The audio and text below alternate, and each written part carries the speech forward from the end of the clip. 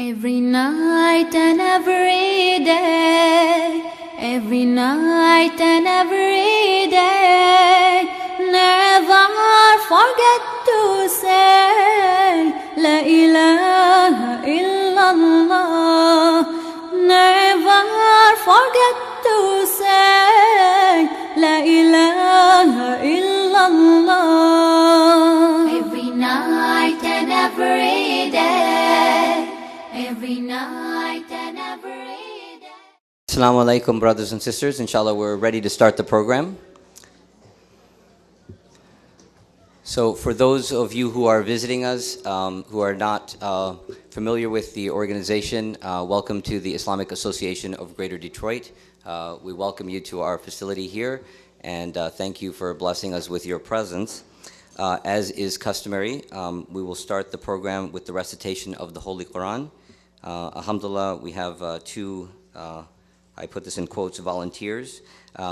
We have Brother Rayan Izzatullah. He is 12 years old. He is the first student to complete Hifz in our Hifz school. So inshallah, may Allah bless him and his family for the efforts. He's in 6th grade, and he likes to put together Legos. And he will be reciting Surah Ala. And his sister, Adeen Izzatullah, she's 16 years old, and she's in 11th grade. She will be reciting or reading the translation. And she's a very humble person, mashallah. So she didn't tell me, but she also knows 2 juz of the Quran. So may Allah bless her as well. So Rayan and Adeen, if you could please come up.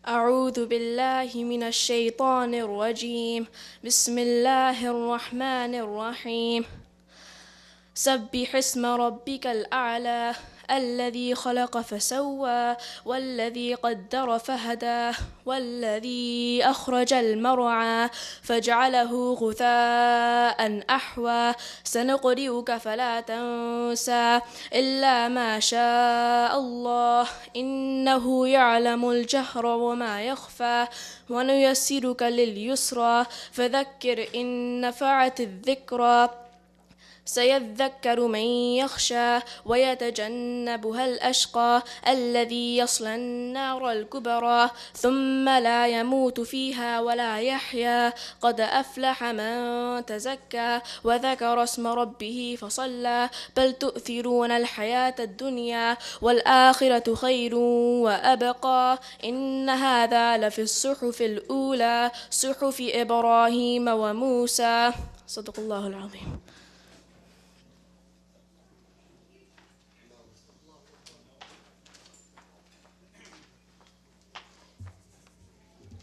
Assalamu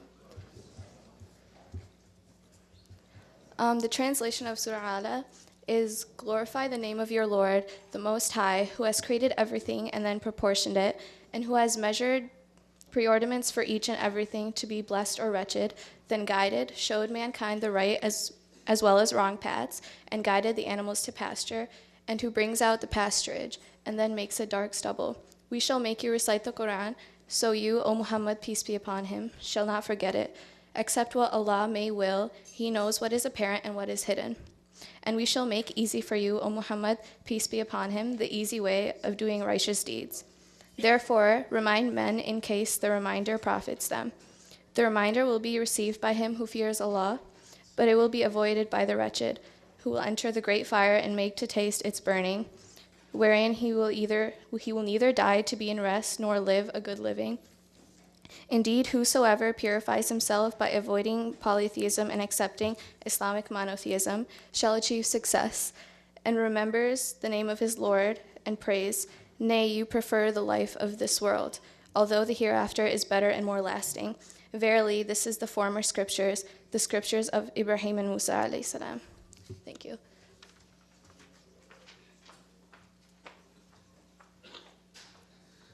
Jazakallahu khairan. So just a few housekeeping notes here. Isha will be at 9:30, And Professor Ramadan has been traveling all day, so he's quite tired. We're going to still try and have some question and answer and a book signing, but we'll see how that goes as the night progresses. I see that there's a lot of new faces here, so again, welcome to the Islamic Association of Greater Detroit. You can visit our website at iagd.net, and there are many activities such as this, and if you'd like to be informed about these types of activities, then please do sign up for our emails, and we can get this information out to you as well. So alhamdulillah, we have been blessed in our community with some wonderful scholars, and it has really shaped who we are as people. And our identity has been shaped by, for many of us, has been shaped by this organization. So Professor Ramadan, we welcome you wholeheartedly, because this has been a long-awaited trip for all of us in this community. And we as a community want to thank you, because by helping our Imam through his education, you are by extension helping us form our Islamic identity. And may Allah bless you and your family. Imam Ali is a wonderful blessing to our community. Certainly we've been blessed with the likes of many other Imams in our community who have taken the bar of education to a very high level. And Imam Ali will then be, inshallah, the second person to receive his PhD and also be an Imam at this masjid. So please keep that in mind as you're teaching him. And we as a community, we cherish education and we hold people to high standards. So if you find that he is not completing his assignments on time, then please let us know, and there'll be many of us that can approach him and make sure that he gets it done, inshallah. So I won't take up any more of your time, but Imam Ali, please, if you could come up.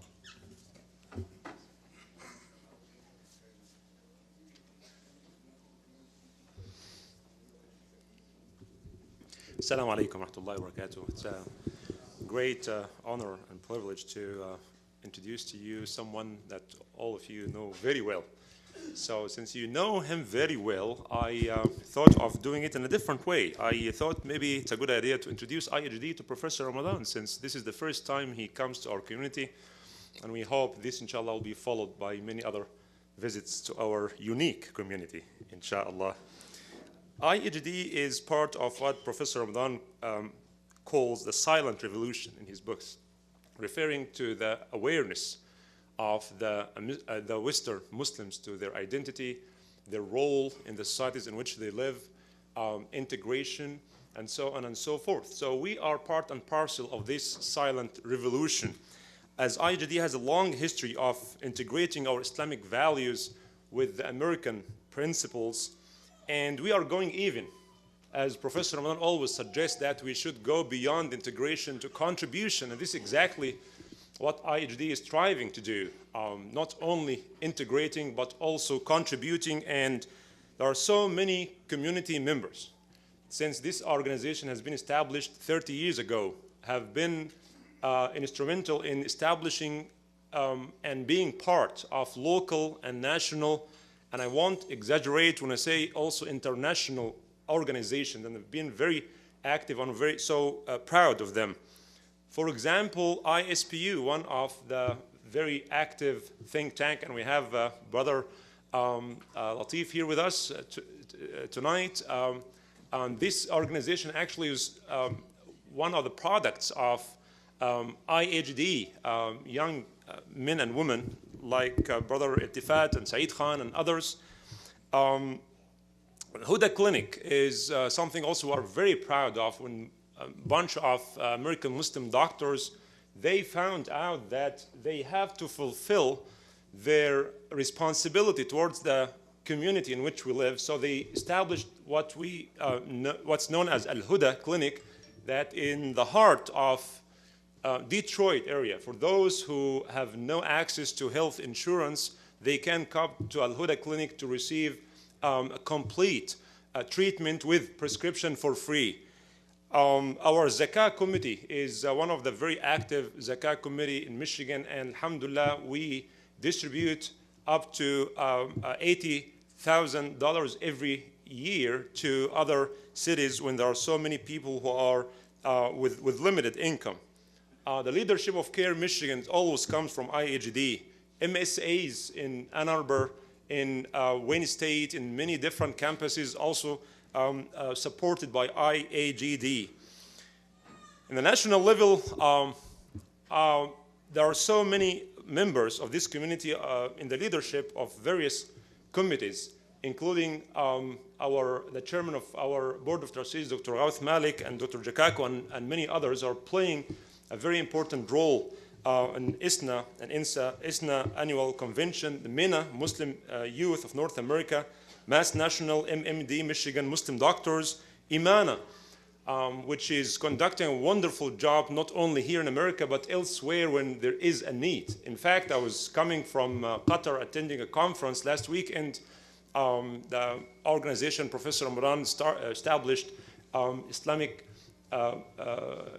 legislation and ethics, and it was a wonderful conference. On my way, actually, I stopped in Amsterdam when I met Brother Asif Malik and another brother from this community. Brother Asif Malik, by the way, is a board member of IGD, and he's the vice president of IMANA. When they spent about 10 days in Sudan conducting the project that they call Save Smile Mission in Sudan, cleft lips surgeries. So they spent 10 days volunteering, then doing surgeries for those who are in need in Sudan, and they also do similar activities in different parts of Africa. However, we do believe that we can, and we must do more. IGD also, as Brother Fasahat eloquently mentioned, that an organization that values education very, very much. We have so many schools in this one organization. We have Saturday school, we have Sunday school, one of the oldest and largest Sunday school in the nation, and we have Hifz school, we have full-time Noor Academy school, where my kids actually go to. And in the top of that, we have so many classes for adults, including Quran, this is not me, Quran and Arabic, math and science, and so on and so forth. So, and perhaps this is the only organization that supports its imam to pursue his higher education, and it's an honor and privilege to study under Professor Tariq Ramadan. The topic of today, American Muslim identity, challenges, opportunities, and prospects in the time of the globalization, when the world is becoming a very small place. The question of identity becomes the question of every community, small or big. It's not anymore the question of small ethnic or religious minority. Even big nations like ours are asking the same question. I'm sure you have heard about the famous book of Samuel Huntington, Who Are We? And he's addressing the challenges facing America's national identity. Even America, even European nations are asking about their identity, and in the time of multiculturalism and so on and so forth. So now the question of identity is not intrinsically unique to the American Muslims, but rather it became a very important question for so many nations.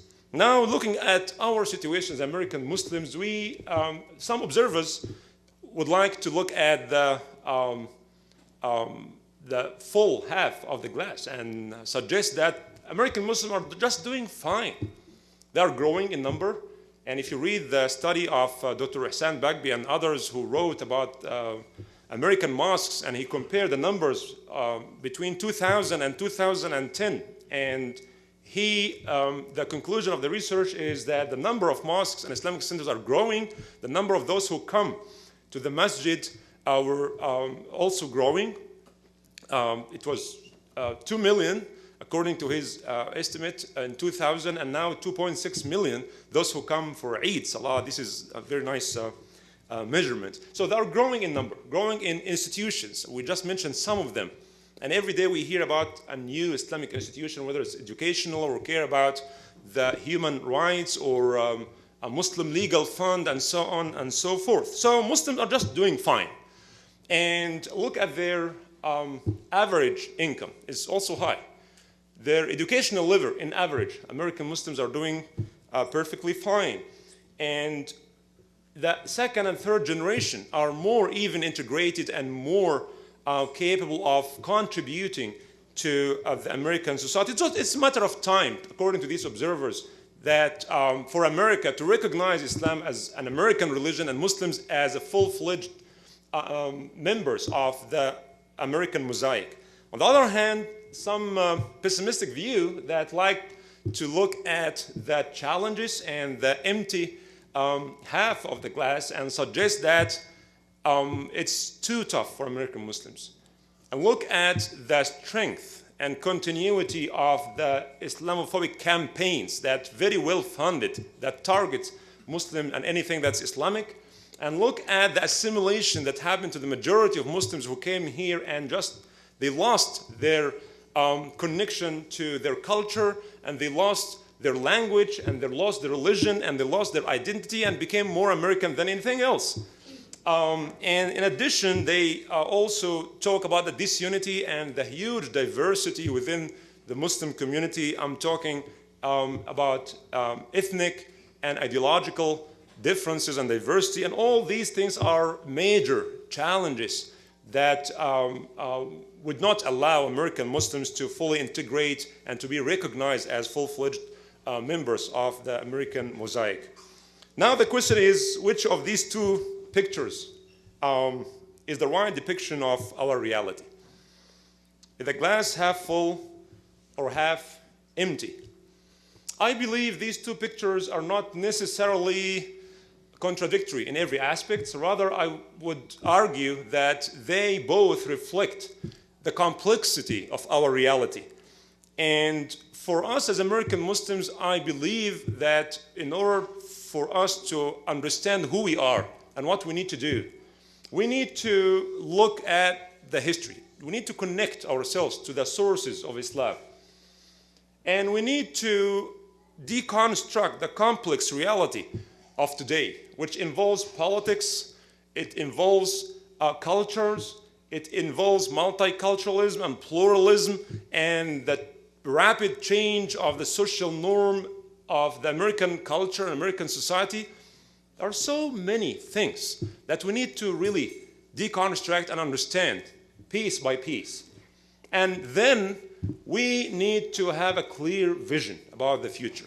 So if we cannot connect ourselves to our history and our resources, if we don't understand our reality, I'm afraid that it will be extremely difficult for us to have a vision of the future. And we cannot afford to keep reacting to things happening to us. Rather, we need to have a clear vision and work hard to achieve.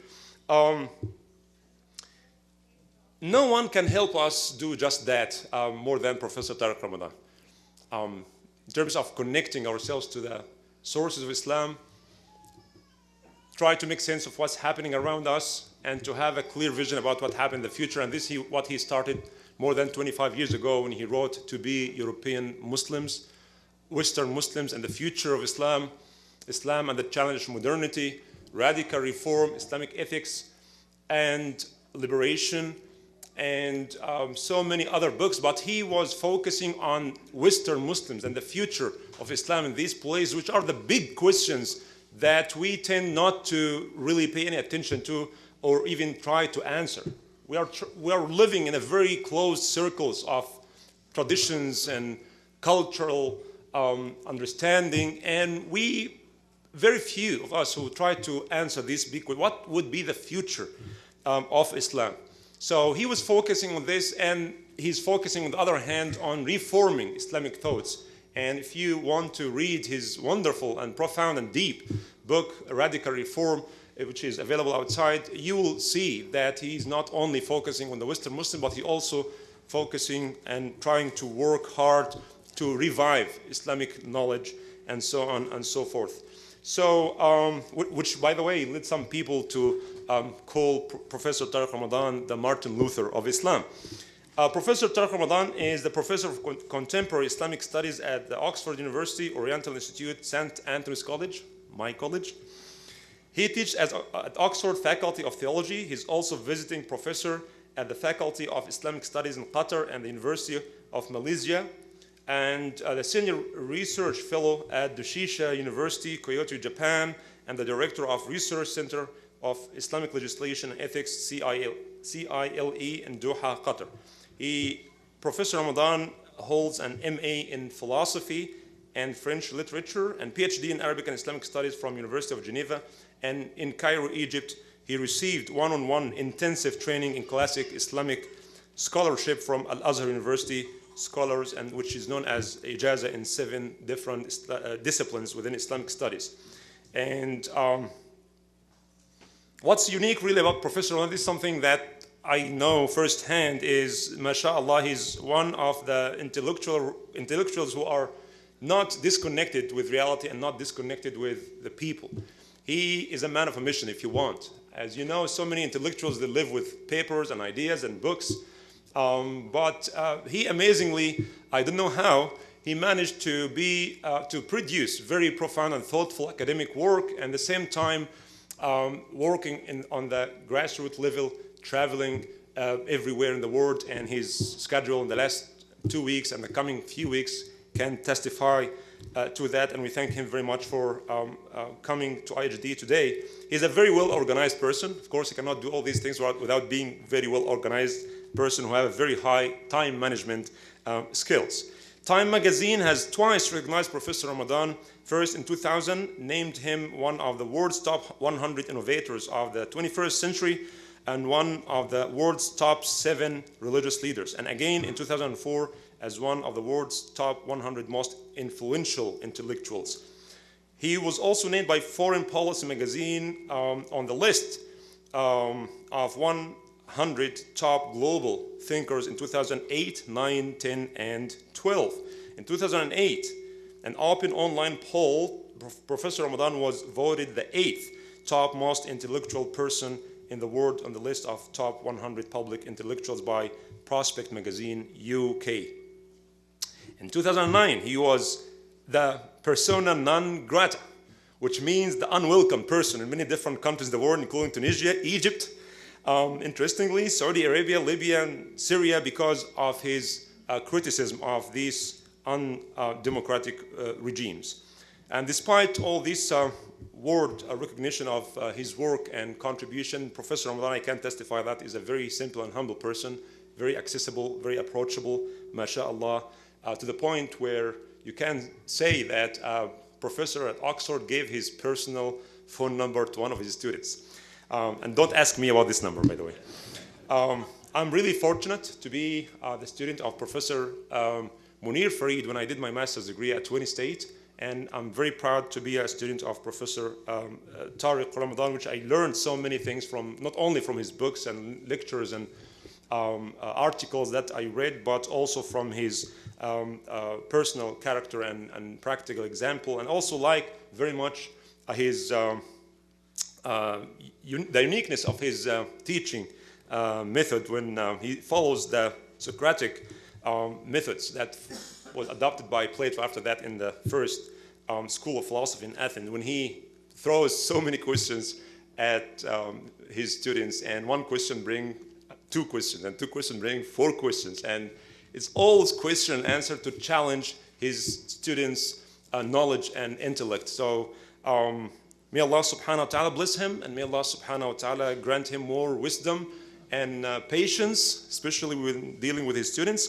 And like, as you know, Professor Tariq Ramadan does not like clapping, right? He'd like just his audience to think of what he says. So I will say what is being always said in the American presidential debates. This is your time to warmly welcome Professor Tariq Ramadan.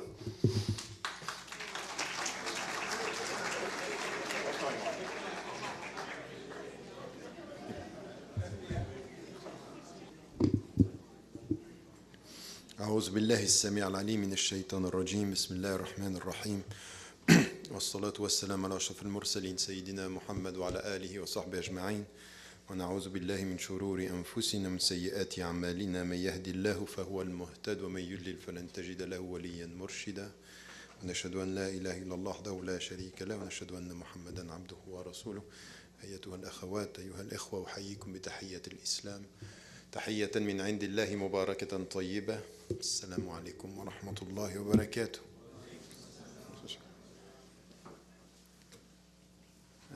Thank you for this invitation, Ali. and thank you for bringing me here. I promised, this was I think 2 years ago, that one day, inshallah, I would come and try to stay with you and share with you thoughts about the work that I have been doing within the Western communities in the West, but also, of course, and you will see it out of my talk, contemporary questions for us as Muslims facing contemporary challenges. So as we don't have much time before praying, and I think it's important to give you the floor afterward to have some questions and answers, because it's much more interesting also to deal with some of the questions that you may have. Let me go straight, inshallah, to the...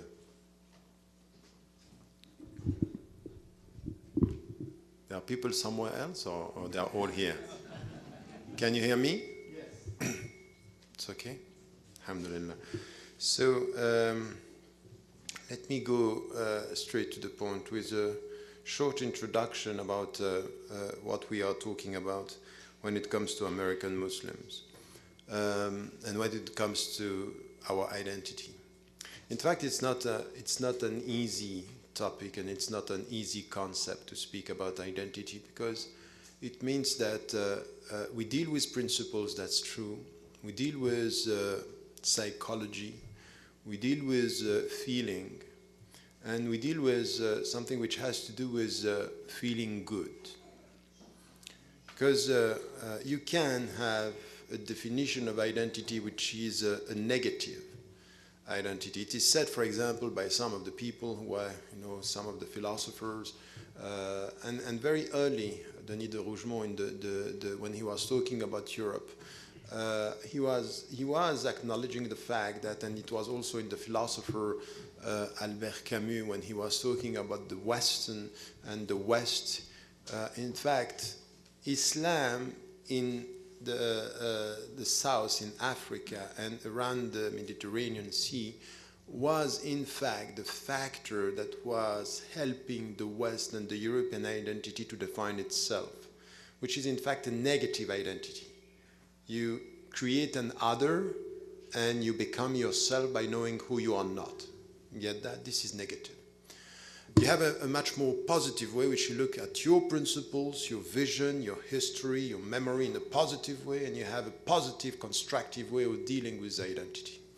There is a difference between a negative identity and a positive identity, and you can find this in the book of two contemporary scholars. The two contemporary scholars, the first one is a university at Harvard. In fact, his first field was economy, is Amartya Sen, when he wrote the book about identity, and he is talking about this business and this obsession of identity that could be negative.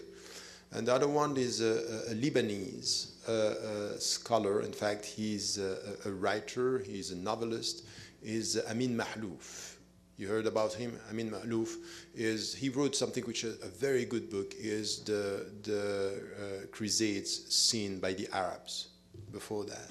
And he wrote about identity. And in fact, they are analyzing, both of them, the whole discussion about identity in a negative and a positive way. Negative when it's against, and positive when it comes from within. And we, as Muslims, because of our historical experience, and the great majority of you are coming from Muslim majority countries, and you have been first, and your parents may be immigrants, you come within a society, which is not the case of everyone. By the way, even when we speak about European Muslims, we have to be very cautious with this, because all the people who are coming from Eastern Europe, they are not immigrants, they are at home. And Mustafa Cheric, the former Mufti of Sarajevo, said, "You are not going to teach us what it means to be a European. We have been Muslims and Europeans for centuries now, and even before some Christians." And if you look at the history of the Americans, sometimes we tend to have this very short memory And we think about our own experience and your own experience as new immigrants. You come from Pakistan, you come from the Middle East, but you are forgetting that you have Muslims in this country who have been Muslims for centuries, and even a very old tradition of African-American Muslims here who have been here at home. And sometimes they have the impression that the new immigrants, they don't get this. They are talking as if they are bringing Islam while Islam was here for centuries before. And some of them were even alienated from the Islamic roots when they were coming, or their parents were coming centuries ago. So I think that in our understanding of identity, when you come with this feeling that you are settling down in an environment which is not your environment, by nature and naturally it's an us versus them, and us versus them means that we end up defining our Muslim identity in a negative way. It's us versus them, and them are the Americans. So we end up having this perception that we define our identity against in a natural way, and we fall into the trap of this us versus them. While one of the main challenges that we have, I was saying that it's natural that with our history and our understanding, we end up thinking like this. But one of the main challenges is really to liberate ourselves from this definition of us against for a definition of us in the name and in the light of our principles and our vision. And this in itself is not an easy task. This means that you have to change your understanding of who you are, where you are. Who you are, identity, where you are, the space. This is the very meaning of American Muslim. And when, I remember the first time, and this was not a long time ago, just before September the 11th, in 2000, I was invited at ISNA in the convention, and they were not very much following what I have been doing for over the last 10 years before in Europe. And I came and I was talking about being an American and being, after 8 minutes, they asked me to stop. Why? Because the way I was putting things was new at that time, and it was before September the 11th. And we should acknowledge something, that September the 11th was something which was a wake-up call for many in the way they were dealing with the West in this us versus them. And I can tell you, after 8 minutes, they asked me to stop because they were not used to some of the principles that I'm going to say now. Now, in 10 years, I would say that what I was acknowledging as something which is part of our history in the recent history of Western Muslims and now the American Muslims is very much now in progress, and we have to look at the glass half full and not half empty, because many things are happening, and this is what I call the silent revolution. Now, when we talk about American Muslims and the way we have to deal with this, there is something that we should say and we should feel. And when I'm saying we should say and we should feel, it means that we are thinking our presence, our past, and our future. Now, get it, will it, say it, promote it. Islam is an American religion. We have to feel it, that it means that it's not only that we are Muslims by proxy, Muslims to please the people. No, Islam is an American religion. It's part of this society and will be part of the future of this society. And when we say an American religion, we are not only saying Islam is integrated into the American narrative. It means if Islam is an American religion, Muslims should contribute to the better future of this country. This is what it means. It means that if Islam is an American religion, the Muslims should contribute. They should not only be accepted, they should not be tolerated, they should not only be assimilated, they should contribute. An American religion means for Muslims, if my religion is part of this society, me, as a Muslim, I and all my sisters and brothers, we should show that our religion is an added value to this society. So this is the vision, this is the statement, the starting point of everything. We are here to stay, but to stay, to contribute, and to be a positive added value in this society. So it's not only a statement, it's an obligation, a duty, and a commitment. So the commitment is, how is it going to happen? And with this now we have to look at what are the challenges. How are we going to translate this into the reality? And the most important thing is this. Before coming to the two parts of my talk, because we have theoretical challenges and practical challenges, I won't have time to go in very much, in details in all the challenges. I'm just going to mention them, and then with the questions and answers, you will decide which topic you want to tackle. But we have been told, and we thought, as Muslims, and with our own understanding of what was essential in our religion, we were told, you Muslims, you are new citizens in this country. And once again, be careful. You are new citizens was the perception of the society because there was a new visibility. But that's not true that Islam is new as to the citizenships. Once again, I very much, my own relationship to the States, and I said this 2 months ago when I came for the anniversary, the celebration of Malcolm X's assassination. My first relationship to the United States was not at all with migrants. It was with African American. Malcolm X went to Geneva. He was close to my father.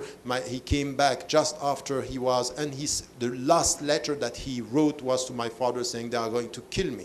And because now I came back to the true Islam. So my relationship, all what I heard about the United States was coming from the African American narrative. And they were not talking about America as something which is not us. It was exactly the opposite. We should make it clear for the Americans that the narrative and our religion from the origin and our presence now means that we are American and we are Muslims, and we want to work for the sake of justice in this society, acting against racism. So what we heard afterward is not this. The new immigrants, they came with their own background in Islamic terms and also in the field of science, and we heard from the state and we heard from our fellow citizens, you Muslims, you should abide by the law of the country. And the first understanding was for the fuqaha to say, is it possible as Muslims to come and to deal with the surrounding society and to abide by the law? So this is where we had scholars saying we have to think about Muslims in a minority situation. And they were coming back to, by the way, all what you heard about, the Muslims are experiencing for the first time the fact that they are a minority. It's the first time. That's wrong. That's completely wrong. It happened before in Africa. It happened before in Asia. Muslims in history had, for many centuries, experienced the fact to be a minority. It was in India. It was before that even in Europe. It is in Africa. In many African countries, Muslims are a minority. And in many European countries and in many Asian countries. So our situation is new for one thing, which is what we call being a minority in a secular state.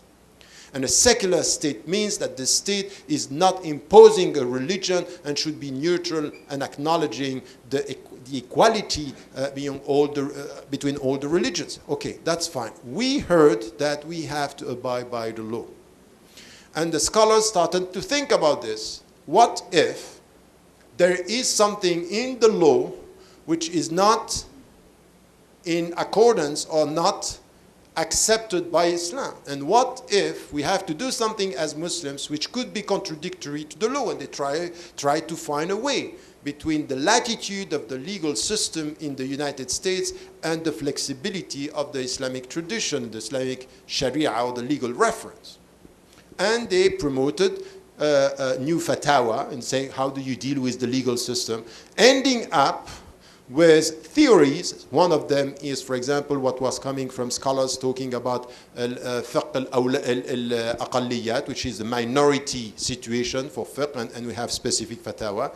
And others just trying to find a way to say, okay, we might not have fiqh al-aqalliyat is a step, and we try to find a way to give legal opinions as for the Muslims to deal with this society.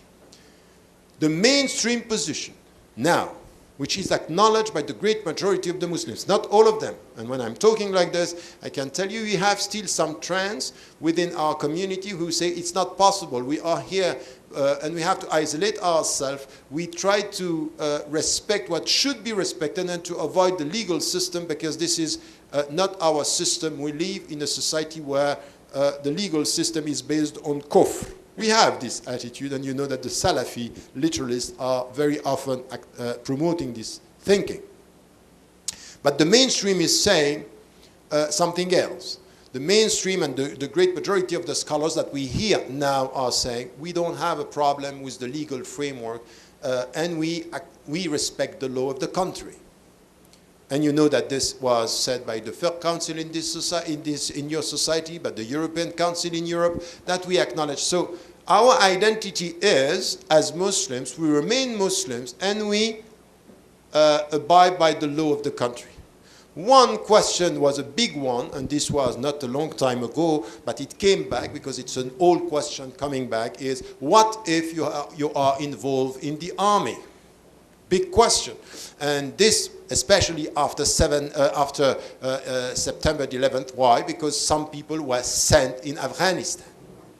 So, question to the scholars. What do we have to do if we are called to go and to kill other Muslims in Afghanistan? 3 answers. The first one, and this was where, in fact, it could be that the conflict was the more important, because in all the other situations, we have the flexibility of our law and jurisprudence helping us to deal with the surrounding society. And one of the answer was, you can't. The other was, go and show to your country that you are loyal to the American position. And these were the 2 first opinions that I heard myself, and in the book To Be a European Muslim, and then Western Muslims and the Future of Islam, I criticized the 2 positions. To say to the Muslims you can't go because the victims are Muslims means you can go and kill non-Muslims, but Muslims you can't, and this is the way you are going to deal with the world. That's not even Islamic in the way we understand. And we have, I don't have a time here to come to some of the verse, وَإِن طَائِفَتَانِ مِنَ الْمُؤْمِنِينَ اقْتَتَلُوا فَأَصْلِحُوا بَيْنَهُمَا فَإِن بَغَتْ إِحْدَاهُمَا عَلَى الْأُخْرَى فَقَاتِلُوا الَّتِي تَبْغِي. We have in the Quran situation where mu'minin here means people of Muslims, and sometimes you have 2 groups of Muslims that can be struggling, and you have to take the side of the just group against the unjust. So sometimes you have to deal with Muslims and you have to resist. To think that you never have to resist Muslims, that's not even realistic and not right in Islamic terms. On the other side, to say, go and to show that you are loyal to your country, I'm sorry, if I am an American and I have a passport, why should I kill people to show my loyalty to the country? It means that I am in a position of weakness and say, okay, I'm going to call to show you and I'm a true American. I'm going to kill them. No. It should be based on principles. And as a citizen, you have to think about this. Where do you put yourself when, for example, you all know and you all celebrate the memory in this field of Muhammad Ali, alias Cassius Clay, who in fact converted to Islam, but he was not the only one who said at one point in history, I can't go and kill Vietnamese people because these people are innocent. I'm not going to do this. So he used something which is known in the Western legal framework is conscientious objection. I can't do it. So as a Muslim, you should not go and prove that you are a good American by killing, or just tell me the religion of the victims. Muslims, I can't. Non-Muslims, yallah. We can't do that. So that's not we can't do this. So we have to come with a principles position, and this is where it's important. This is one of the points where the fuqaha are still struggling. We have agreement or not, and in other situations we have things that we have to discuss in the relationship between the legal framework and this. And in fact, we thought it's going to be enough for us to make it an American religion if we answer in the legal framework and we show that in legal terms we can be American. I have the passport and I'm loyal to the country. In what I believe, I was saying that to show that we are member and our identity is American or Western, we have to deal with the 3 L's. to abide by the law, L, to speak the language of the country, and then to be loyal to the country. And loyal to the country, make it clear in your mind, loyal doesn't mean blind support to the government. Someone who was loyal to America under the Bush administration was not blindly supporting what he was doing. A loyal American under Bush, in my view, was someone resisting to this policy coming from this government. This is to be loyal to the American values. Because the way he was using the war on terror by targeting people, this is not American. This is a very narrow understanding of our values against them. And them are the Arabs and the Muslims and the victims of a policy that was not based on justice. Now, this is a position, you can see a position of strength, a position that is based on principles. Now, this is not enough. And this is why we have to talk about identity, because you can have the passport and be an American citizen. You can abide by the law. But you can see now what is happening in your country. I thought for years is not going to reach you, because it was, in fact, a reality in Europe, is in fact, you have trends within lobbies, intellectuals, who are not, in fact, ignorant about Islam. There is something which is a very sophisticated way of targeting the Muslims out of knowledge, not out of ignorance. Yes, you have people who are completely ignorant, and you have to deal with the fear of the people. Respect the people who are scared, and you need to respond to their questions. And I'm always repeating this: if you are a normal American citizen, and you watch TV every day, if you are not scared of the Muslims, you are not normal. Because what is said is scary. So there is a type of ignorance. But now you have people who are pushing this. And for example, all this Sharia bill, you know, all this business is based on, even in states where there are no Muslims, push it, speak about Sharia, make Sharia a dirty word. And when you make Sharia a dirty word, it's connected to Islam. And Islam is a dangerous presence, Sharia is a dirty word. So you have this. And these people are pushing by saying something which is even deeper than what we thought. In fact, you thought that with your passport abiding by the law, you will be respected. And with these strands sending a negative message on Islam, in fact, because you have the passport and because you abide by the law, but because you are a Muslim, you are more dangerous than what we thought. So it's transforming the thing into something which is negative. Be careful with Muslims. They are infiltrating by the way of this citizenship. And what we are having now is this discourse. Why? Because this is where the problem is not only the legal system, the problem is the narrative. And the narrative is, the American narrative should integrate and should acknowledge the positive contribution of Muslims, not in the way we deal with the state, but in the way we talk about the nation, our common future and our common past. And I think that this is where identity is important, because your identity is with the nation, the common narrative. Are you part of the past? Are you part of the present? Are you part of the future? The narrative is the unspoken dimension. It's not to respect the law. It's to be somewhere in the way we are contributing. Muhammad Ali, in this sport, he's part of the narrative, because he's celebrated as a figure that contributed. He gave something. And the point is that very often when it comes to Islam, we are in the narrative when it comes to two things: sports and songs. Culture, entertainment, and boxing or running.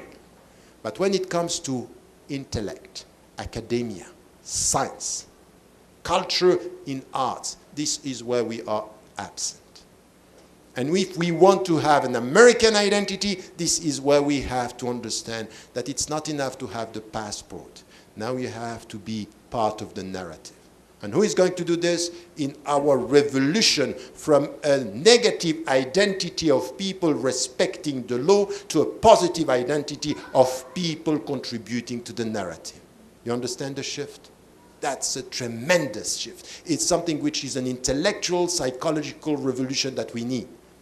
To do this, we have to deal with our own. It's not going to come from the state. It's not going to come from our fellow citizens. It's going to come from us. And it's not going to come from the leadership, and it's not going to come from the ulama only. It's going to come from every single ordinary Muslim woman and man.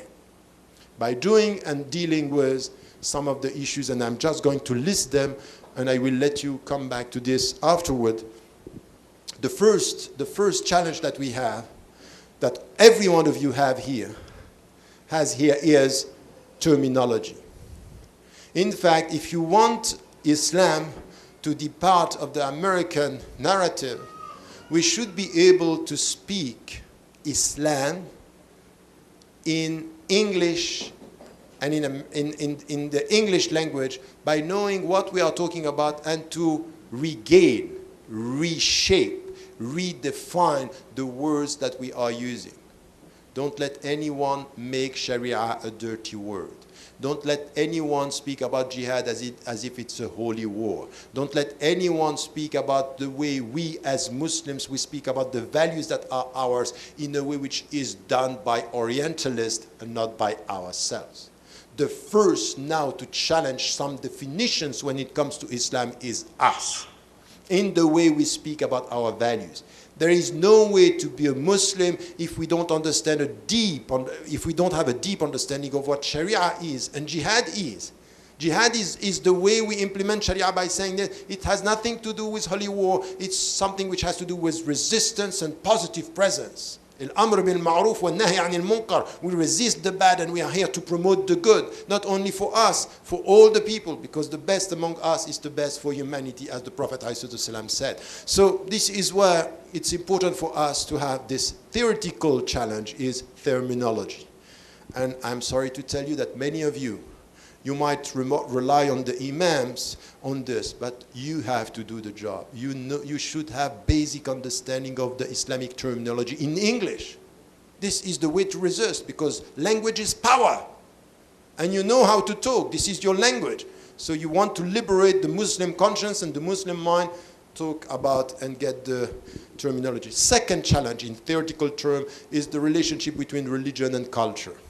And when you say, many people are very scared. Say, okay, I say, okay, for example, American Islam, or to be an American Muslim. So no, I'm sorry, there is only one Islam. Yes, there is only one Islam in principles and based on principles, but there are many cultures. When you say American, I don't have a problem saying European Islam. I say, why are you saying this? There are not many Islams. No, there is only one Islam. But when I'm saying European Islam, I'm saying Islam, one, as to the principles and open to the European culture. I don't have a problem with this. Why do you accept to have, Islam in the Arab world and to accept that there is an African Islam? Why do we have this complex when it comes to us? Because we are not confident with our principles. Our principles are so universal that we don't have a problem with the American culture. Not only this, we are here to take the good from this culture and to work for the better in the future. This is our confidence. Our principles are telling us, الحكمة ضالة المسلم. So the last property for the Muslim is wisdom. And there is lots of things that we can take from the American culture if only we study, if only we take the good, not only influenced by the bad. A position of weakness is always to be colonized by the bad and being blind as to the good. A confident way of dealing with our principles, we take the good and we improve the bad, or the things that could be against our principles.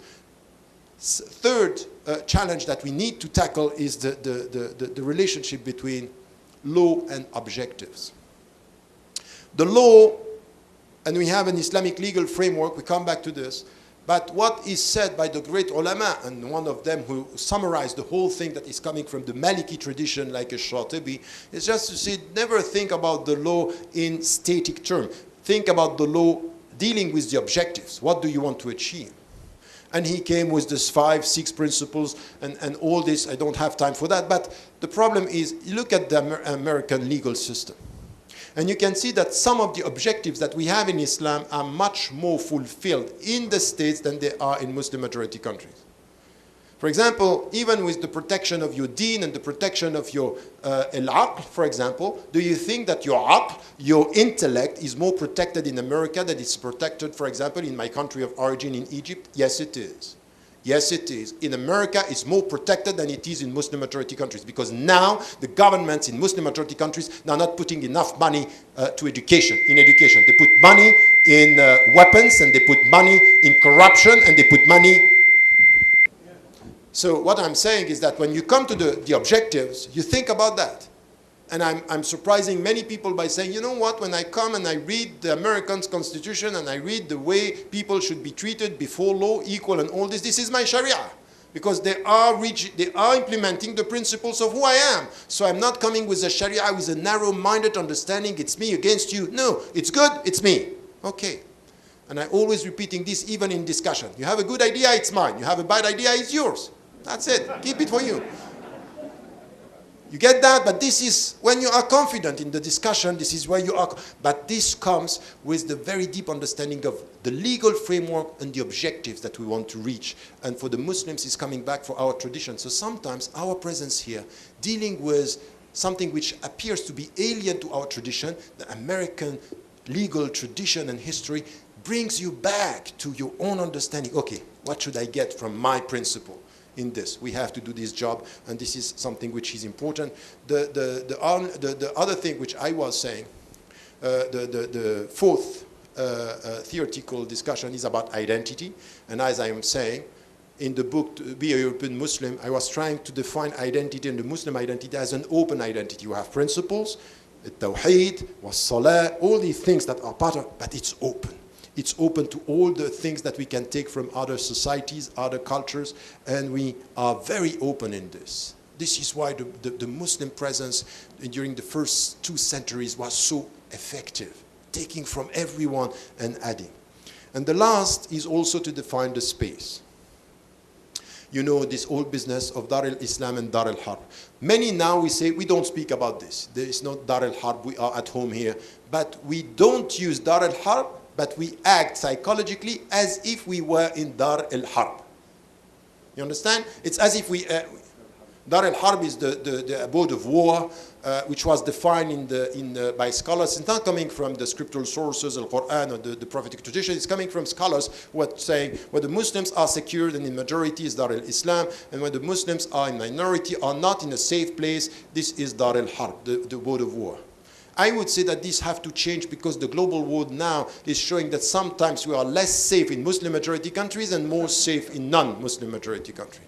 But in both societies, what you should be is to be a witness. This is why now the global word for me is Dar al-Shahada, is the space of witness. What we have to be as good Muslims is to be witnesses. لِتَكُونُوا شُهَدَاءَ عَلَى النَّاسِ. You have to witness to your message before people, not only non-Muslims or people of other faiths, but also even your brothers and sisters in Islam. Even in this society, you have to be a witness. So these are theoretical things. And let me just list in 2 minutes what are the practical questions that we have to tackle.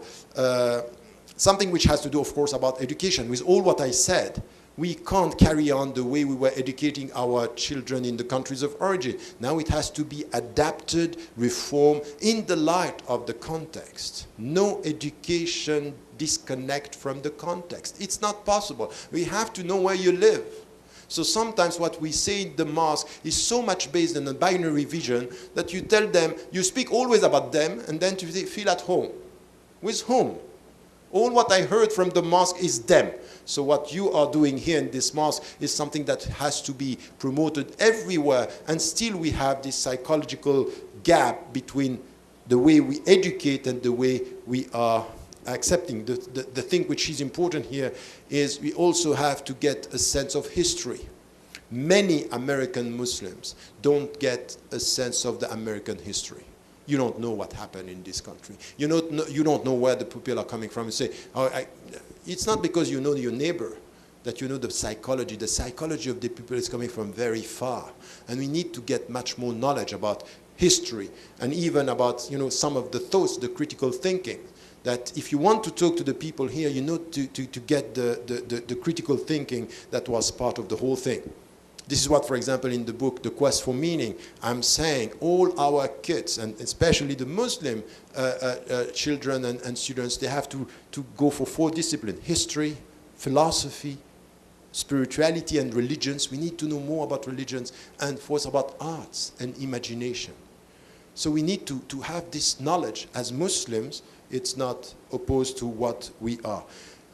The practical question is about spirituality, a big, big question. We are not the only community to ask this question. How do we transmit spirituality to our kids? And spirituality is not being far from the world, it's to put meaning in everything. How do we get this? This sense of be careful with your heart, be careful with your quest, be careful with your relationship with God. What does it mean to love God? What does it mean? How do you do this? This is a very deep practical question. And as I was saying, one of our challenges, winning it or not, my brothers and my sisters, is our discussion on women. We still have to solve this. We still have to solve this. And I keep on repeating, I don't have a problem with Islam, I have a problem with men. Because there is something which is a problem. I don't have a problem with men only, I have a problem with women, because some of our sisters are playing the victim mentality in the whole discussion. Now it's time for us, men and women, to come together and to be clear. The message of Islam is about liberating women. The attitude of Muslims is sometimes to discriminate women, and there is something which is not acceptable. And in this society, where the Muslim women are educated, they are doing as good, even in statistics, better than men. And if we are serious about our future, we have to take this challenge seriously. This is something that we have to add. And sciences, our contribution in sciences, and this is also something that we have to say. I spoke about arts and our involvement in politics. This is something, you are citizens in this country, you have to be involved in politics. You have to, but not involved in politics as all the others. What is your ethical added value in politics? Are you a voice which is based on principles, or do you want only to get power and to be elected and to get money? Because if you want to do this, okay, do it. You will be a good American, but it doesn't mean that you have the added value or the Islamic ethics that is helping to be better. In economics, it's also something which is important. I came here, you know, in our situation in Europe, is the great majority of the Europeans are poor people coming from an economic exile, and they came in a very, very difficult situation with a very modest background. It's not your situation. Okay. Now, what are you doing? Not only to gain money and to have nice houses and nice cars, that's all good. Nothing wrong with this. It's halal.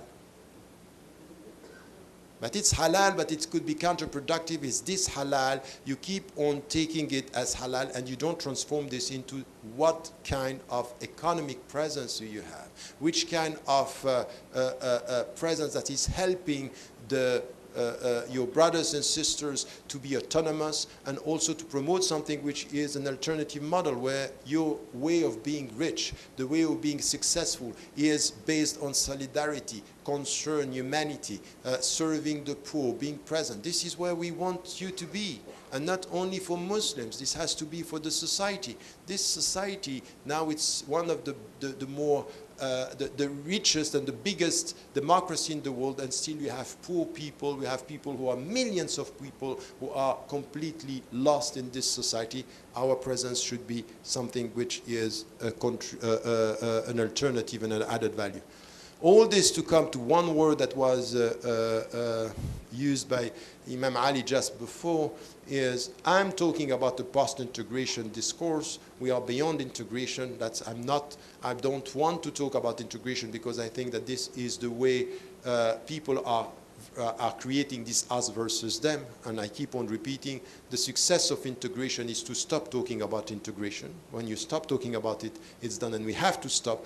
But there is a word that we have to use, is our contribution. And our contribution is where we will feel that we are part of the narrative, not only respecting the legal system, but promoting something which is at different level a contribution in social terms, in economic terms, in political terms, in artistic terms, in everything which has to do with our presence as Muslims. Once again, we shall not deny the fact that we have theoretical challenges, and every one of us should do the job here, but we have practical challenges, and we have to work on all the fields. I'm sorry I just mentioned them because I don't have time, and I hope with your questions we will have time to come back to them. Wassalamu alaikum wa rahmatullah, wallahu a'lam wa a'la wa ahkam.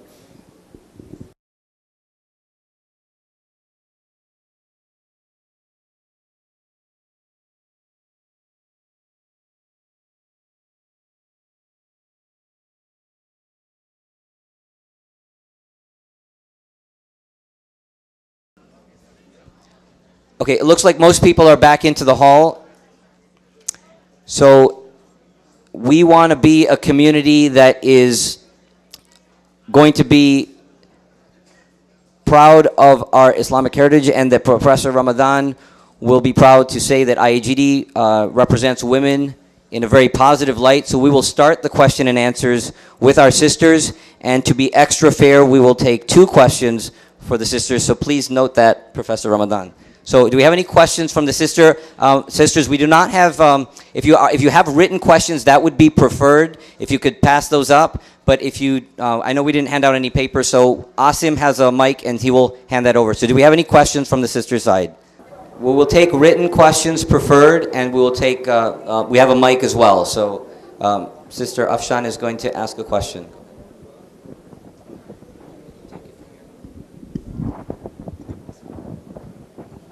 Assalamu alaikum. I'm Afsha Siddiqui, and very active in the community. One of the big things as an American Muslim, I like to partake in community service activities. And living, especially in Metro Detroit, a current issue that has arisen is the need for foster families among the Muslim community. And we're still not seeing great participation. I think there's still a stigma about being a foster parent or an adoptive parent. So it's one thing I think as a community we should be encouraged to take part of, especially as citizens of this country, and given that this is such an important issue in America, and specifically Metro Detroit, with a lot of Arab and Muslim kids being displaced from their homes. So my question for you was, what are your thoughts on partaking in this activity, given that some people might still have a religious sort of negativity towards becoming an adoptive or foster parent?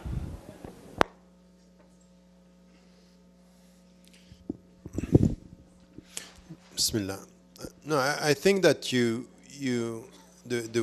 the way you presented the issue is just translating what is happening and what are the needs. And I would say that yes, we really have to think about being much more involved in this, understanding the needs within, not only within the community, but as you were telling here in Detroit, you have these questions and you have these problems. And this is where, at the local level, with the Imma, with the scholars, with the mosque, with the organizations, we should, you should do something which is not only say, okay, it's important, it's to come with facts, figures, and evolution. What are the needs? And I think that this has to be done, you know, coordinating this work with the leadership, with the organizations, and to be able to have something which is, once again, something which is based on what are the figures, what are we facing, what is the evolution, and what are the needs. And then from here you come with something which is addressing this and asking with you who are an expert on this, because you are working on that field, with scholars who can come with the religious support, and you come with a discourse, with an understanding, and with a message that is Islamically rooted and socially understandable for the people. This is where we have to do the job. And you know, what you are saying, you are involved in the community, make it, please, make it. You know what we need as a challenge coming from the practicalities and the practical dimensions?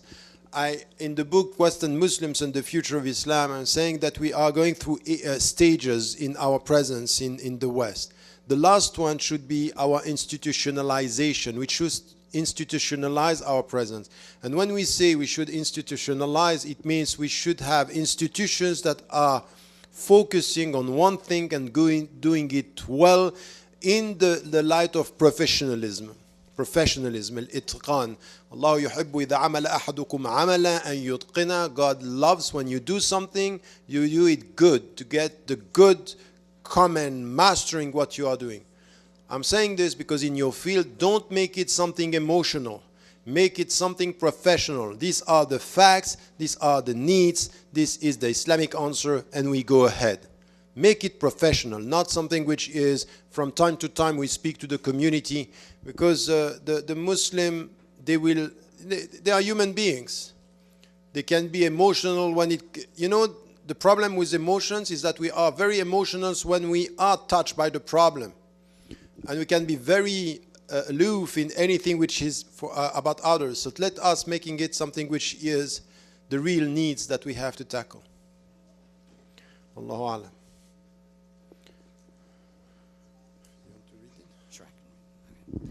Okay, so there's a question from the sister side. What do you mean by open to principles? Because there's a difference in democracy between Plato and Aristotle. What is the criteria to adapt a principle?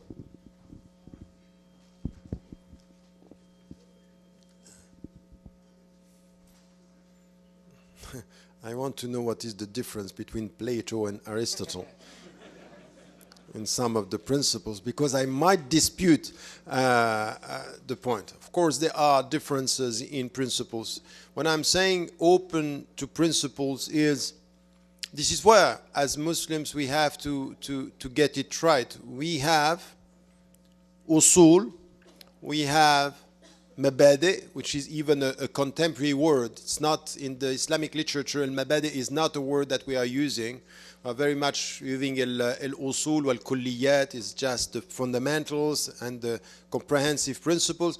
But in Islam, of course, we have principles. Now, from our way of dealing with it, we need to come to our heritage, to our tradition, and to try to understand which are the main principles that we are supporting. Now we will find in the American society, coming from people of other faiths with minds that are not sharing our faith, things that are producing the same principles. Remember what happened. I think that this is where, as Muslims, we are faithful to our tradition when we extract the principles and we get them right, and then we look at the others and we see what we can share. But be careful. We should share principles, never forgetting the objectives. Because there is something which is a very serious question here. And this is where we have to contribute. Let me give you an example. In fact, in the name of science, we have now people telling us science is not an ideology. Science is truth and knowledge without ideology. And the one who is very much pushing in this is Richard Dawkins, who is advocating atheism. And he's not the only one. And in fact, the way he is dealing with science is to tell us religions are not scientific because they are not based on truth. And you ask him, what is the truth on which it's not based? God is not truth. God is not proven. I say, okay, in scientific terms, now show me with scientific evidence that there is no God. To tell me that my truth is not truth, you have to show me the evidence of the other truth, which is there is no God. He can't. And when you are challenging him on this, he's saying, but I'm waiting for science to prove my point. And say, okay, I'm waiting as well. Why? Because behind this, there is an ideology of science. There is an ideology telling us there is no ideology. So where we have, and this is where we have to be deep in our understanding when it comes to principles, because apparently we might have the same principles, but be careful, always deal with the principles in the light of the objective that you want to because this is something which is important in the way we start the discussion. I'm telling you this because even in the concept of human being, in the philosophical discussion, it's important. So I don't take this question in a simple way. It's a deep question. So how are we going to choose for us Muslims to come back to our principles? And it's true. It's true that among scholars, among great scholars in our history, sometimes they don't have the same understanding of some of the principles. And this is the diversity that we have. But on the fundamentals, what was called afterward al-ma'lum min ad-din bid-darura, or the fundamentals of our aqidah, or the fundamentals of our practice, we agree on this. So from this we can start and then also have a discussion which is deep with the surrounding society and within our society. But once again, you understand what I'm saying now, we have to be equipped. You have to know what we are talking about and to which minds you are talking, and not only from where you are talking. All right. Well, we have some questions. I believe they came from the brother's side. So there's a question about fatwas being brought from scholars from outside the United States and trying to impose their views here. As opposed to those who do not know this, and those scholars do not know the situation and the culture here, as compared to fatwas that come from institutions here. An example is given of the Fiqh Council of North America. Yes, that's a question that we have been dealing with over the last, I would say, 30 years, and before, of course. In fact, it's related to the history of Muslims around the world.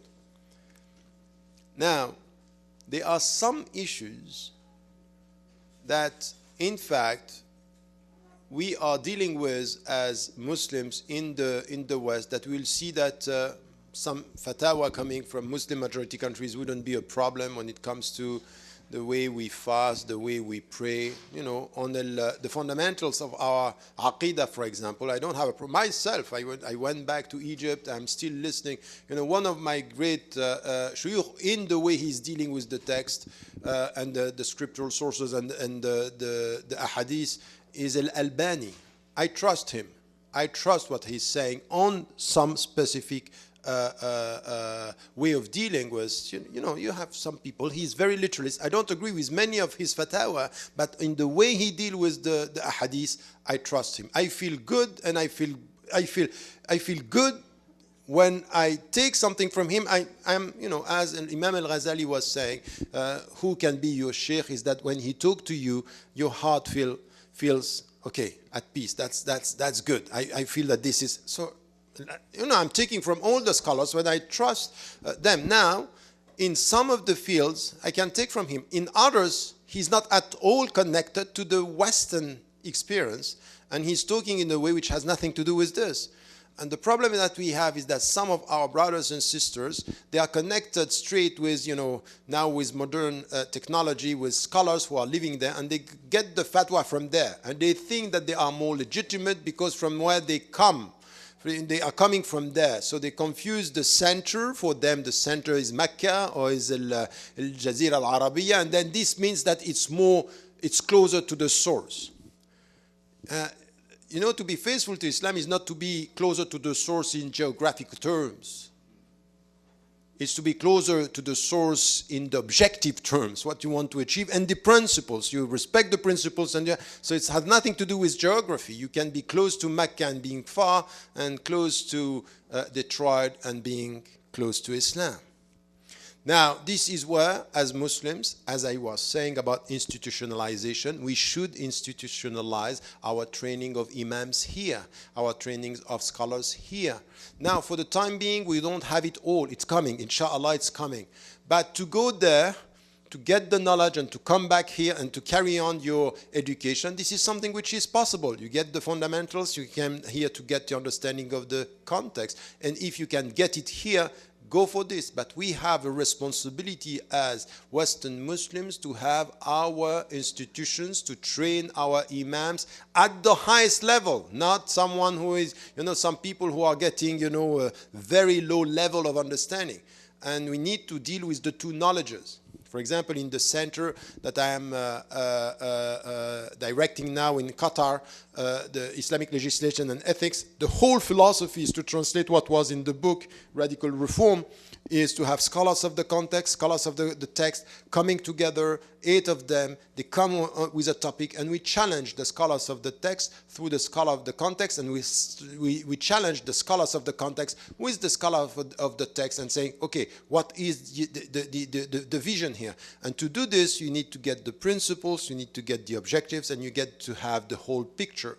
So for example, when we discuss on bioethics, we have El-Bar, who is a Muslim medical doctor, and facing Bichon, who is one of the greatest producer of ethics from a non-Muslim, we could say a secular viewpoint, but we were pushing them to discuss this. So this is to produce a thought. This is where we have to understand that now we are in the States, you are in this society, we need a imma that understand the context in order to give a fatwa. A fatwa is a legal opinion respecting the sources, the principles, and the objectives in the light of a specific context. You don't know the context, you are almost certain that you are going to miss the point because you are not dealing with the context of the people. Wallahu a'lam. We have a couple questions. I'll just read them just to be complete, but I believe you just answered them. But how do we go about building institutions to train homegrown scholars to tackle the issues of our communities? Many of the ideological problems occur due to fatwa from scholars who are not from here. The second one is regarding the evolution of American Muslim profile. Should we be beholden to imported clergy as opposed to encouraging our imams from the American Muslim seminaries? I believe you just addressed those 2 questions, but if you wanted to comment on those any further. No, I think that this is what I just said. I think we need our institution, and we need to have Muslims and communities that understand that we have to put money not only in mosques, but institution, in teaching. So the problem is that if you want, it's good. You know, when I arrived here with Imam Ali, what I saw is just huge. You have a very good place, and I know that some are thinking about extending the whole thing. That's fine. But now it's important. It's better to pray 3 times al-Jum'ah and to have an institution where you are training people, investing in A'imma, for example, than only thinking about mosque. Or you can, I'm not taking a position, by the way. I'm just saying, no, I'm not, because I'm not. No, I'm not. Really, I'm not. I'm saying just don't forget when you think about your mosques, not only to think about, you know, when we pray together, think about investing in education. And investing in education is your young children, your teenagers, but also a'imma, also scholars, that we need to have somewhere to train them. And this is something which is the future of our community. We need to have, you know, I don't at all think is right what I heard from some scholars now saying, you know what, Islam is going to be led in the West by converts, and the leadership should be converts. That doesn't mean anything for me. I think converts are not, that's not the point. Islam is going to be led by scholars in the States or in the West who know the Islamic principles, are rooted in the tradition, and know the context. And sometimes I can tell you something, that if you come from a Muslim majority country, you are able to come with the knowledge. You get a better understanding of the context. Here, you are able also, and you are more equipped sometimes to deal with the question than if you are only a convert. Because for some, their relationship with the cultures of origin is even distorting the relationship with the principles. You understand? So we have to be very, very, very cautious not to culturalize Islam, but to deculturalize everything about the principles and saying, because I'm not an Arab, I'm going to get it right. I said, this is dangerous. this is dangerous. To ethnicize and rationalize our relationship with the text is something which is as dangerous as the opposite, which is to culturalize everything about Islam. So this, I would say, be cautious with that, and try to get institutions here that could do the job, inshallah. We have two questions here that are linked. So the issue of Muslim American youth is not a question of us versus them.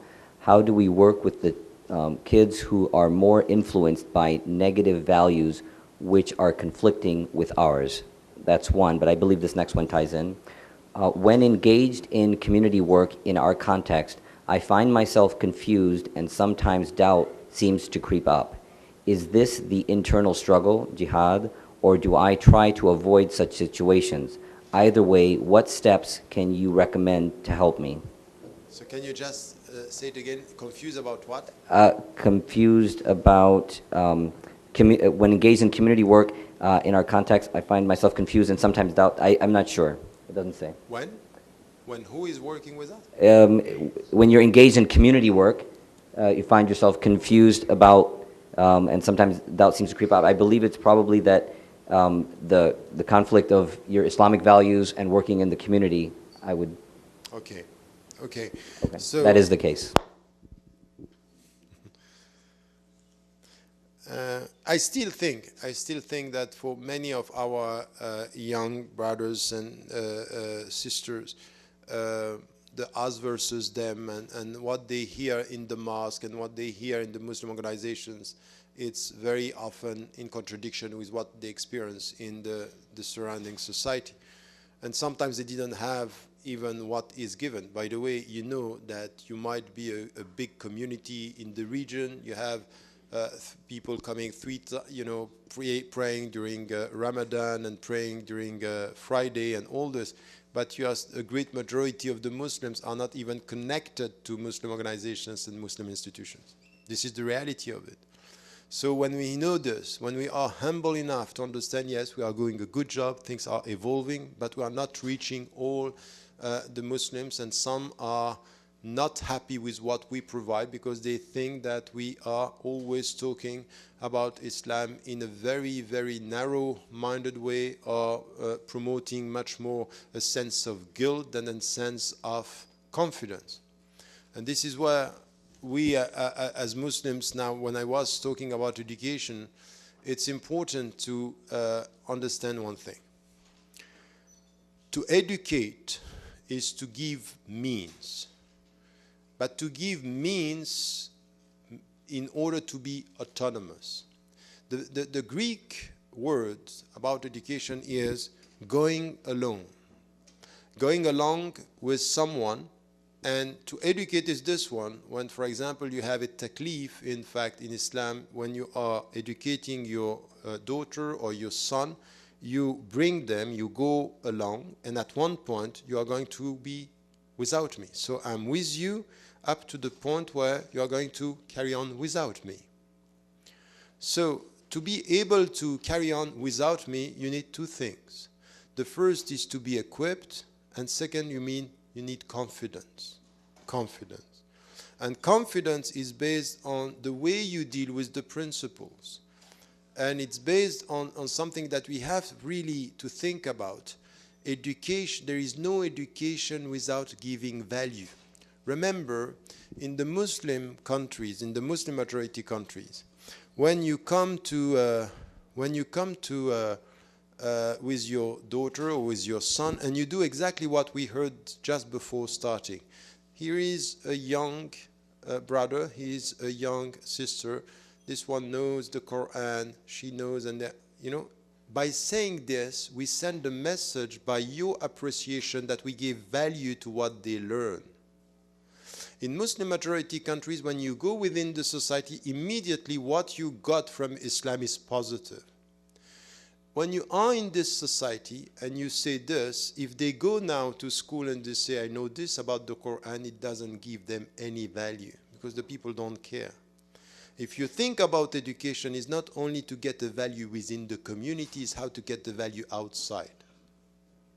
So how the Muslim presence, The Muslim, the Islamic factor for our young is going to be valued. This is why we have to make our presence visible, not by the way we dress, but the way we behave and our solidarity work, for example. Any community, instead of always saying this is halal and this is haram, no. Okay, you know what is right, you know what is wrong, but then you go with your organization and you do things in the society that are positively visible and valued by the people. Solidarity work, for example, dealing with people around, you know, elders people. I myself, I was a professor of, a teacher of French literature when I was young. I started to teach, I was 18, I was starting to teach. And then what I did is I took my students and I started writing books with my students about the elders people, the marginalized people. They were not Muslims, but what was very important, if you take the language, you go outside school and they are visible outside as positive presence, talking about something which is solidarity, humanity, and caring about people. The Muslims, we should have a positive presence, not valuing, you know, to get a value within the community because I know the Quran, that's fine. But to get the value outside because I do something good for the society, it's fine. So the positive message, it's important. You don't understand what I mean? To educate is to give value and confidence. And confidence is coming from, I'm respected by the people. I'm respected by the people. And this is something that is so important.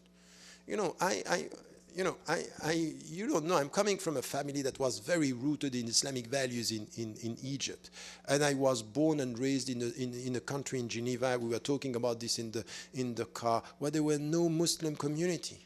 But there is something that I got from my elder brother and my parents is the way you deal with the people out of respect. And I was playing soccer. But I got from my family an ethics of behaving with people. And when I was playing, the fact that they were seeing that you don't drink alcohol, you don't insult, you are positive with the team, very simple thing, but they see there is an ethical behavior that is positive here. And you get respect because they see something visible. And you're not coming and say, I am a Muslim.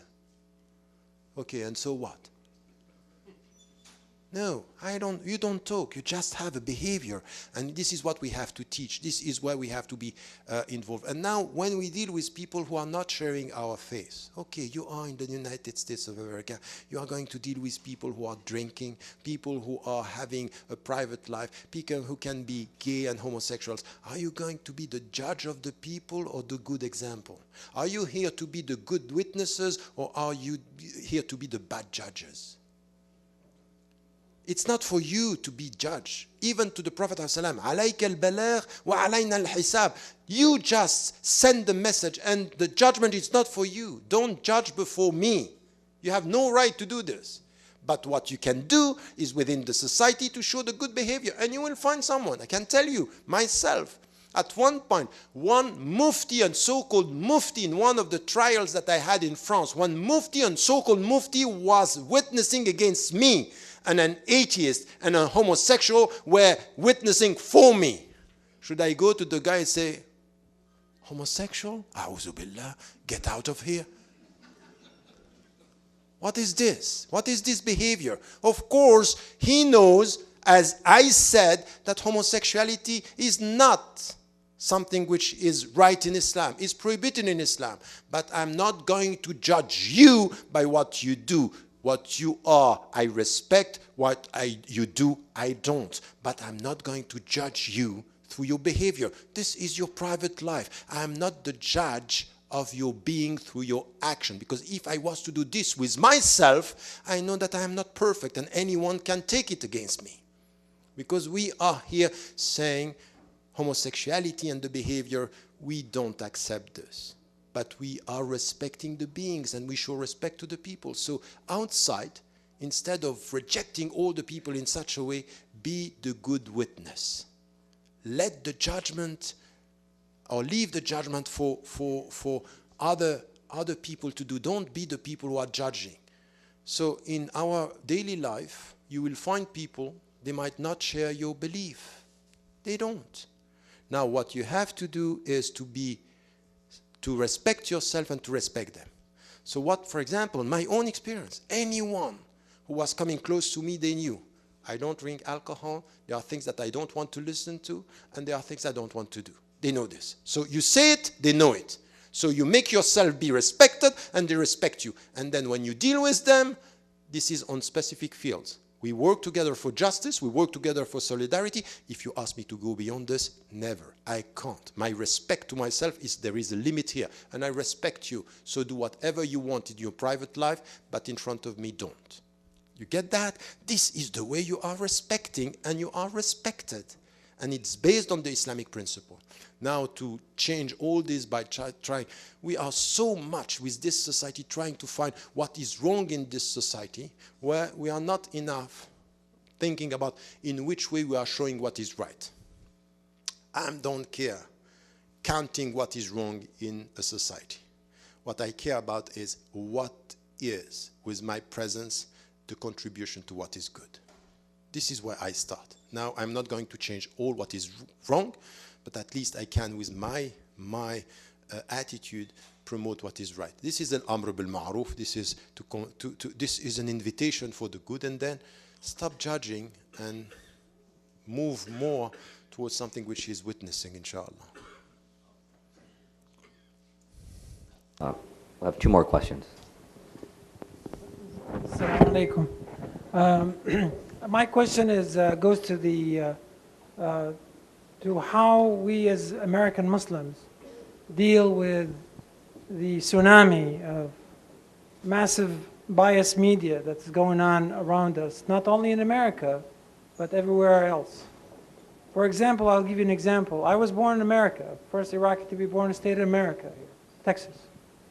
It's a big deal. It was on newspaper, they took a photograph, put it in the newspaper. But now, then the media was not biased at that time. But now, we as Muslims, how do we deal with this situation right now that we are not able to confront or get our, we have a platform. In the day of Muhammad ﷺ, there was murjifuna fil Medina. There are people who go and talk in the city of Medina and do that. So that's my question. Jazakallah khair.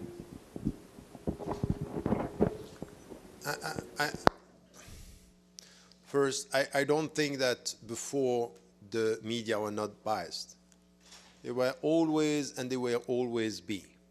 That's also the fourth power, and we need to understand that it's going to, we have within ideological trends that are using media to spread, a long time ago, Edward Said, who is not a Muslim, wrote a book covering Islam. And he was talking about the way the media are covering Islam and biased about Islam and portraying Muslims as the other. Now we can sit down and say they are very powerful. Because that's true. If you know, I remember one professor in Geneva, he was a Tunisian, and say, no, I give up now. I give up. All my life, I have been talking about Islam and how much we are open to interfaith dialogue. And you do all this, you have all these talks, and then in 2 minutes of CNN, they destroy everything. So it's over for me. And my answer to this is the opposite. It's the opposite. Of course, you will have Fox News and the mainstream things, and you have people who have ideologies that they are targeting Muslims. Now, what we have to do is, at our level, you should understand that you yourself, in your private life, in your daily life, in your life with people, you are a media. You are a media, meaning the people are looking at Islam through your behavior. And if you are able to make them understand, oh, it might be that what is said about Islam through you is not right, you are doing the job. You are changing. And we should understand that our aim and our objectives, and this is why it's important to get the principles, but also the objective. You are not accountable as to the number you are changing. But if one, if two people who are changing their mindset, that's enough. And in your life, the people around you should get a sense that وَجَعَلْنَاكُمْ أُمَّةً وَسَطًا لِتَكُونُوا شُهَدَاءَ عَلَى النَّاسِ. You have to be this, you yourself, because an ummah is a community, but it could be with Ibrahim alayhi salam also one person. You should be this presence that is the witness to your message before people, by your behavior, by the way you serve, by the way, not by trying to please the people. You know, the people, when they feel that, you know, we have some people, they want to be witness, they change their name. They want to please. And I can tell you that all the people, myself, if I feel someone who wants to please me, I don't like it. I feel that there is hypocrisy. And some of the Muslims are playing a very, you know, games. They want to please the people. No. We are here to respect ourselves and to be respected. And sometimes it's by serving, and sometimes it's also by saying no. The people respect you and say, no, I'm not going to do that. This is against my principle. But in your daily life, this is what you have to do. This is one. And then things are changing. And what is important in our number as Muslims, is not that we are converting people. It's by having an important number, the more committed Muslims we have, the more witnesses we have, and the more we change mindset around us, if we understand. The second thing that we have to understand is that we live in a country where the mainstream media now are powerful, but at the same time, they are not trusted by many people. Listen to the Americans. Listen to the Europeans. They don't trust them. They go now to internet. They go to alternative media. This is where we have to be present. This is where we have to promote texts, videos, lectures, articles. We have to do the job. We are not going to wait for a mainstream so-called Islamic media to appear and to, you know, many people were very happy with Al Jazeera. I myself, from the very beginning, was very cautious because I don't want the other side of, you know, something which is the tensions is to do the same on the other side. I want something which is a bit deeper. But what we have to do as Muslims is to use the alternative media, and we have. And then, for example, now you can have hundreds, thousands, millions of people who can just watch some of the things that we are promoting. So this is also something that we have to be skilled. Media, journalism, it's also something, you know, when I was once saying we need more Muslims and more American Muslims being journalists, one of the journalists who heard that, they say, oh, Tariq Ramadan is pushing the Muslims to infiltrate. I say, I never said that. And I say, it's not to infiltrate, it's just to be a journalist. Because the journalist, when you come with your background, of course, you should be objective or try to be more objective, but you are coming with a background and you come another vision. You come with, we have to push our daughters and our sons not only to be medical doctors, not only to be computer scientists, but journalists, to deal with this, to deal with academia, because within academia we have all this business, to shape the perceptions, to help the people. So first, our personal life, our community life, because this is also something which is important. In this mosque, for example, to invite the people, we have to have open doors. Sometimes the people should come and should see we are normal people with a spiritual take. This is so important because the neighborhood is important. Don't underestimate things that are, you know, when sometimes you eat with people, it's much more important than a lecture. Just to sit together and to eat and to be, you know, daily life. It's just daily life. It changed the people. It changes the people. It changed the understanding. And we keep clear with our principles, and we show how much this is also something which is important. So I wouldn't care too much about, you know, the big media. They are changing. It is powerful, but we have the power of our presence, we have the power of our principles, and we have the power of alternative media. And we should send our children, when they want to do so, in the field of journalism and to be able to be part of the whole thing. And then things are changing. Last example that I want to give you, and I keep on repeating this because we don't realize this, is you have trends here who are very much promoting Islamophobia. And they are saying, for example, Europe is becoming Eurabia. But why are they saying this? They are saying this because they know something. And once again, don't work only with emotions and perceptions. Come to facts, figures, study, know what is happening, the evolution of history. In less than you have 16 years, 16 years. We have seen something which was very interesting in the perception of the people in one conflict, which is the Israeli-Palestinian conflict. 73% of the, no, in 67, 73% of the Europeans were supporting Israel in the conflict. In the 70s, now, not in the 70s, now, in 2010, we have 66 to 67% of the Europeans supporting the Palestinians. In fact, it's not coming from, and you know what happened. The European Union they had a polls and a survey about what is the most dangerous country in the world. The majority of the Europeans responded Israel. And Romano Prodi, look, at the top, not representing the grassroots, at the top he came and he said, the question was wrongly put. It was not the right way to ask the question.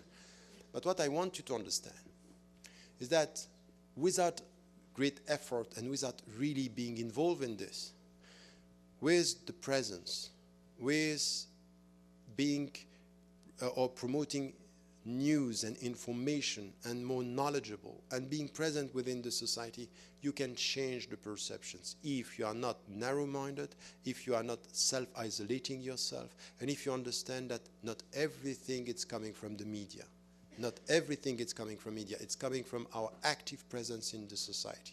And this is going to make it, inshallah. But we have to be present and we have to speak out. And to be able to speak out is not only to speak from where we are, but to know to whom we speak. Who are how are we heard? I'm always taking this example. We sometimes go and we have, huge demonstration. And this was one of the friends who told me this once. He say, it's crazy. You go and you demonstrate as, because you are facing Islamophobia and people are being killed in Gaza and people are being killed in Iraq. For whom are you demonstrating? Some are demonstrating for themselves. They go in the street and they're happy. We demonstrate. That's not the point. You don't demonstrate to yourself. You are not showing your emotion. You are demonstrating just to have the media covering what you are doing and the people to see that you are not happy. You are demonstrating for the people here. So when you talk to the people here, avoid talking to yourself. So, for example, one of the brothers was saying, you go and you look at the demonstration and people are shouting, Allahu Akbar, and Allah. I say, what are you doing?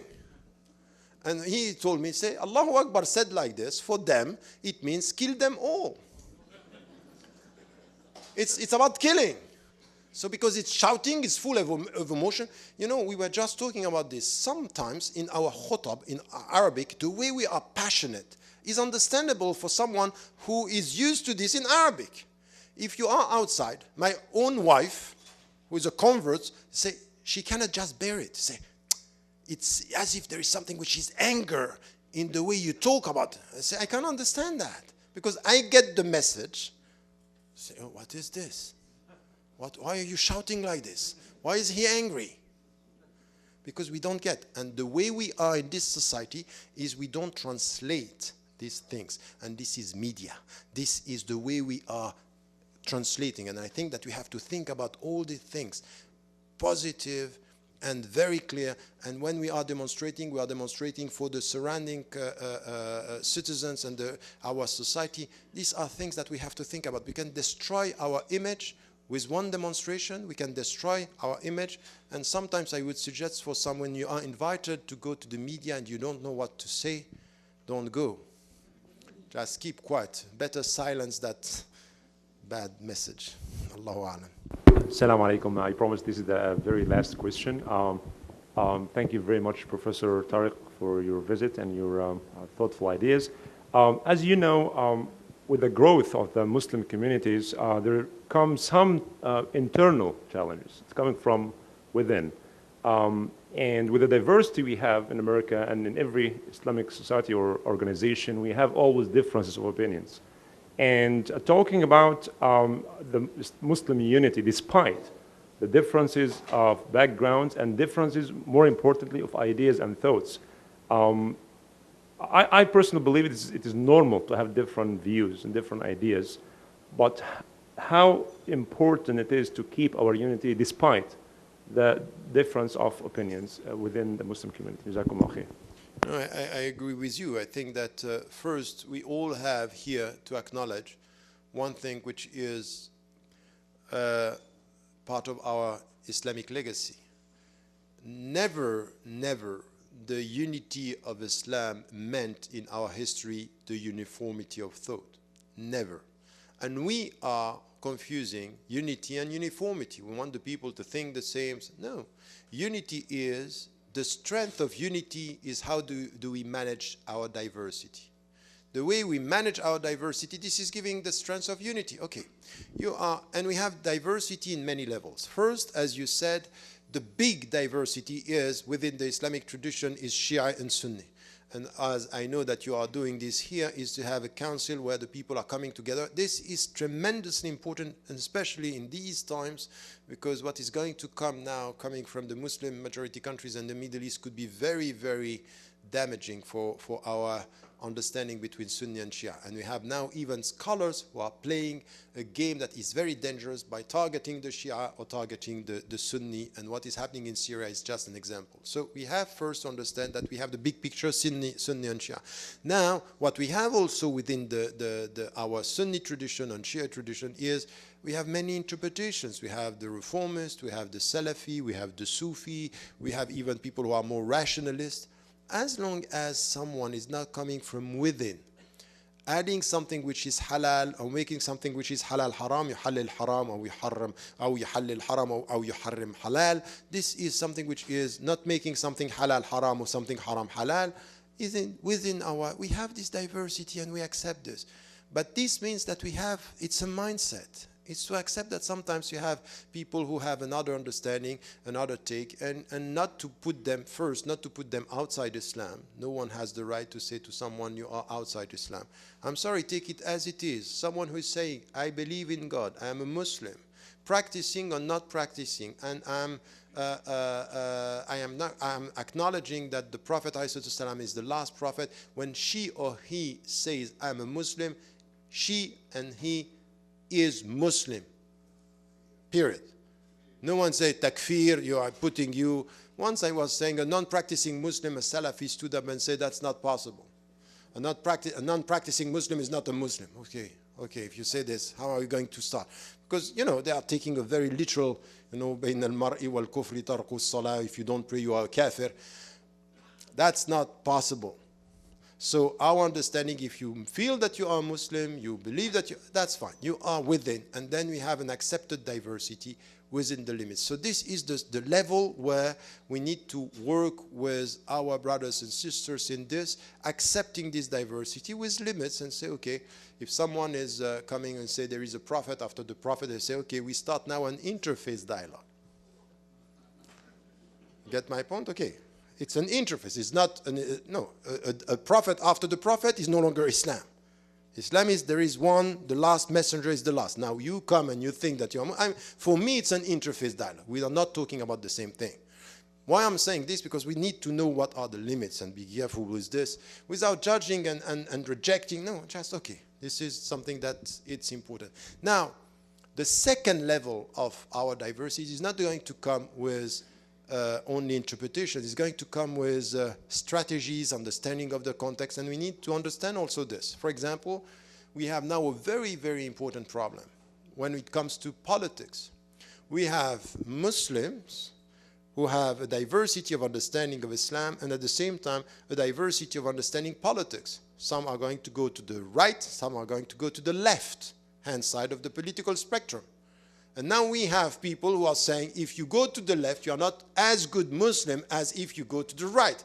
So they are now Islamizing the politics. And they say, okay, no, how come? You can't be a Muslim and support this guy. I say, and you can't be a Muslim and supporting this guy? And how can you be a Muslim and support a woman in politics? That's haram. And then that's the catastrophe. And then this is where it's important to understand, no, that's not possible. And it comes to political strategy, let the people, it's not a matter of, putting a fatwa in the right decision. This is a personal position that we agree or not, but you cannot, we should stop Islamizing everything when it comes to us. And not to accept that the political or the politicians Islamize everything. We know the problem that we have, that many, for example, in Europe, we have the suburbs in France. You heard about this? And what the politicians are doing, they are Islamizing the social problem. They say, they are violent Muslims. They are in jail Muslims. They are not talking about education. They are not talking about, housing. They are talking about Islam is the main problem. Who is doing this? The populist and the far-right parties. But the problem is that some Muslims are buying this and Islamizing the problem themselves. So when the young people were, the riots in 2005, paralyzed France, you have one Muslim organization coming with a fatwa and saying, stop violence is against Islam. What are you saying? A fatwa?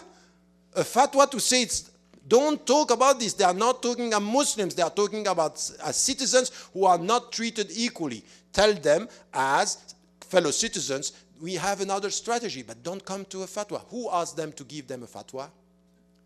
Who asked them to do this? The Minister of Interior. They say, give me fatwa, tell us. And they went, they followed. So they accepted to Islamize the socio-economic problem, which is wrong. So you have to deal with the diversity of political thoughts. These are strategies, but please don't Islamize your positioning on this. This is your ethics. You think it's right. You think it's wrong. And we have a discussion. So we need to have political discussions. They are going to be very hot and difficult, but don't Islamize them.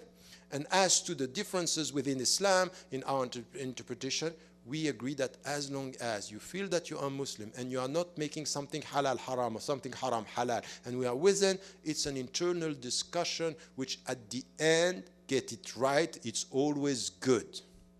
I can tell you sometimes I am so much involved in things that have to do with the context that I'm happy to have a Salafi coming and say, don't forget the text. Because here there is a hadith or there is a text, don't forget it, it's good for you. Because Allah is sending him to tell you, be careful. Do not leave the context, drive you far from the text. And when you are in the text, some people are coming to say, okay, because you tend to think that the texts are very simple. Say, Islam is simple. And you have people coming to you say, Islam is simple, my life is complicated. And don't forget the people. Don't forget the heart. Because with the text, you can very quickly become a judge if you are only with text. But when you deal with people, this is why you understand compassion, wa rahmah. You understand the meaning, ruhama baynahum. This is why you understand, because you are dealing with the people. So we need to have the two legs, inshallah. May Allah help us. Wassalamu alaikum. Assalamu alaikum. Jazakallahu khairan for everybody staying so patiently. We'll have Professor Tariq Ramadan do some book signing here, and then we'll go ahead and adjourn for the evening. Assalamu alaikum.